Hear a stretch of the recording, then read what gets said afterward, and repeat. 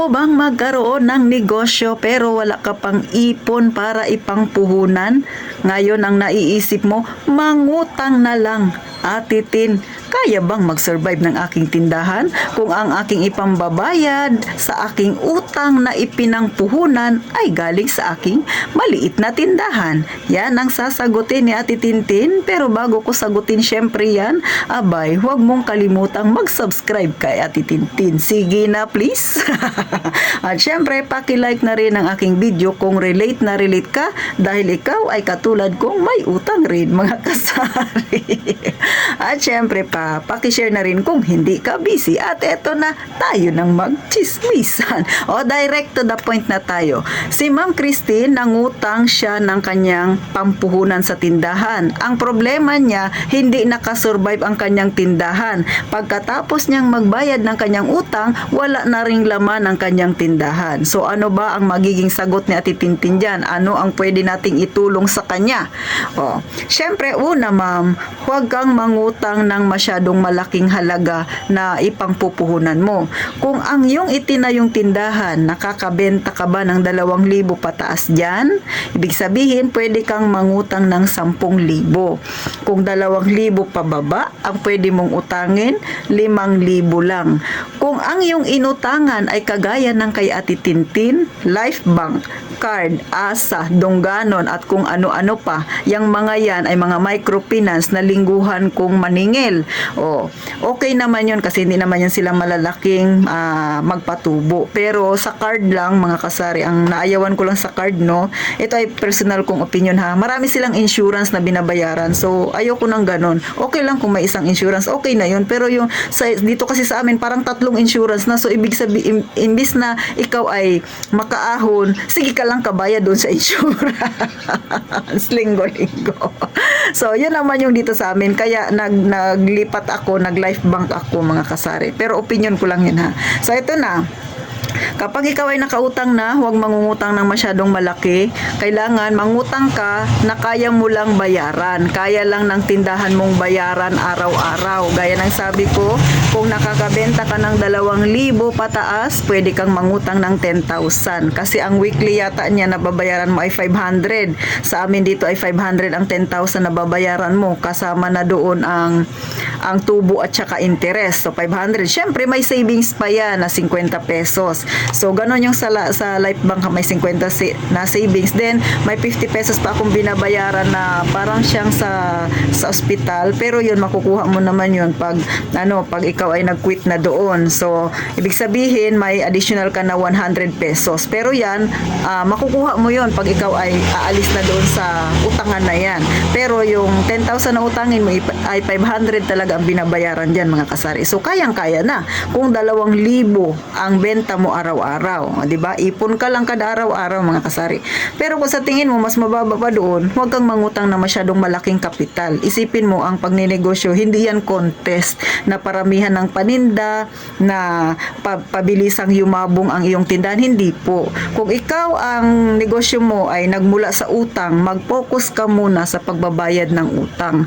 Tapos magdagdag ka ng paninda, dapat masipag ka araw-araw kang mamili. Yung benta mo ngayong araw na ito, kinabukasan ibili ng ibili habang nagsisavings ka o nagtatabi ka ng pambayad mo sa utang, dapat ganun. Yung natira, ibili mo ng ibili. Huwag ka munang magbabawas dyan sa iyong tindahan ng pangsarili mo. Unahin mo munang tapusin ang utang mo, doon ka lang mag-focus mga kasari. Bakit?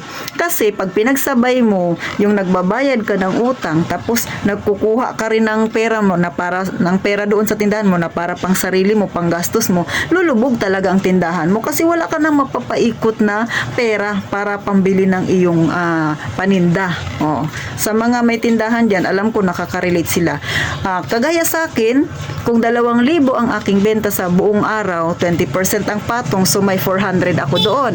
So hindi ko kinukuha yung 400 na yon mga kasari, 200 lang, minsan 100 lang, para yung natira, maparuling ko pa siya.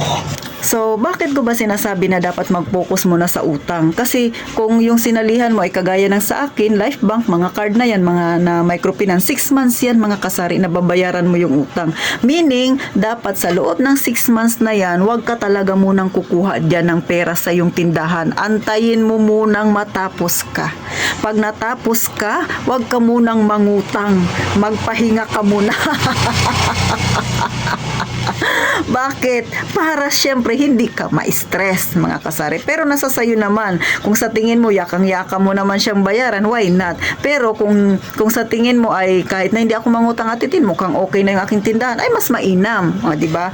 Next, kapag tapos ka ng magbayad, pwede na bang kunin lahat yung 400 na yon? Kung sakali, kung parehas tayo na 2,000 pataas yung ating nabebenta sa loob ng isang araw, pwede na ba? Ay wag muna. Kung baguhan ka pa lang. Bakit? Parang halaman lang yan eh. Alagaan mo muna syempre. Antayin mo munang mamulaklak. Pag mamulaklak, antayin mo munang mamunga. Pag nagbunga na, hinog na, pwede ka nang pumitas. Ganyan din sa ating negosyo. Antayin mo munang dumami ang paninda mo, dumami yung iyong ipon, tapos paruling ng paruling hanggang sa lumaki ang iyong tindahan. Nakikita mo na may marami na akong paninda atitin. Medyo naging bongga-bongga na siyang tingnan. O diba? Ibig sabihin nun, pwede ka nang mamitas. Pero, may pero na naman si Ate Tintin. Paunti-unti lang.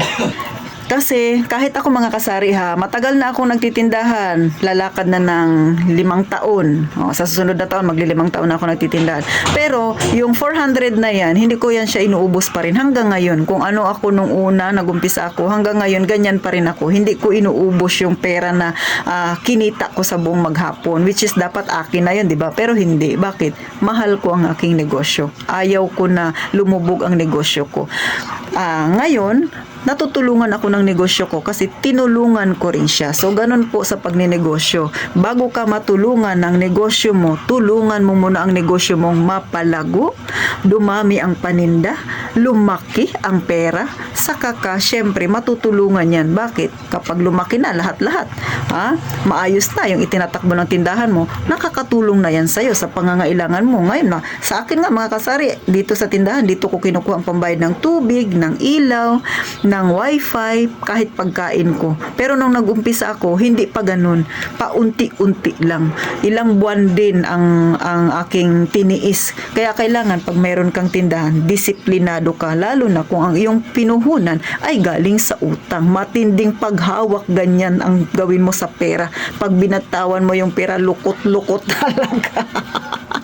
Kasi nga, wag mong isipin na grabe naman yan atitin, matindi pala talaga ang kailangan mong pagtitipid. Ay, ganun talaga sa negosyo para lumago. Pagka lumago na yan, matutulungan ka na yan para mga kasari. Katulad si atitin din ngayon, relax na lang. O, diba mga kasari? So, kahit na may utang ako, nakakasurvive pa rin yung tindahan ko. Kayang-kaya pa rin. Bakit? Kasi nung nag-umpisa ako, tinulungan ko munang yumabong ang aking tindahan. So, hanggang dito na lang mga kasari.